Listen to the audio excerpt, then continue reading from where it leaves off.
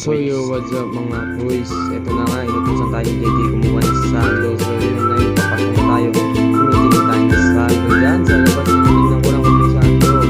Wala. Pumasok ako ngayon sa kwarto. Open na natin ito.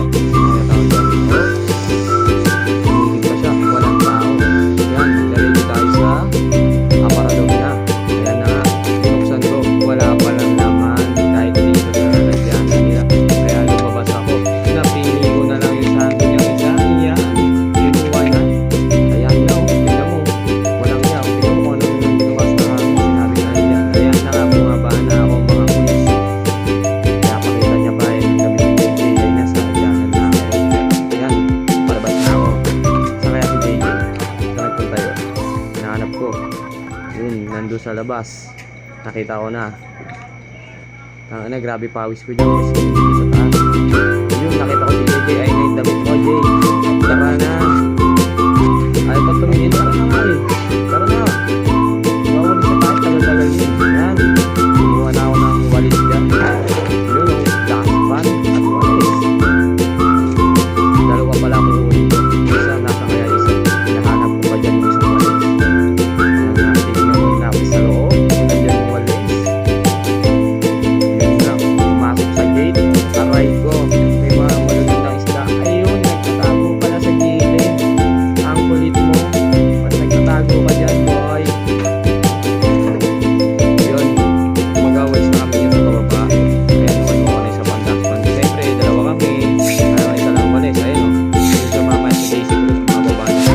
Sabi niya, no, palisin mo yan. Mag-aways na kami dyan, boy. So, ayun, nakita ang bida, putang ina. Aray ko. Kunyari ka na naman. Bait-baitan ka na naman dyan, boy. Yan, pinaliwan dyan. Kasi nagtamakalat. Masyado makalat. Maraming halaman. Gusto naman puto na to. Yan, daming halaman. Ang nalalagyan. Madami. May dami ko pala na motor dyan. Kaya dandanan tayo.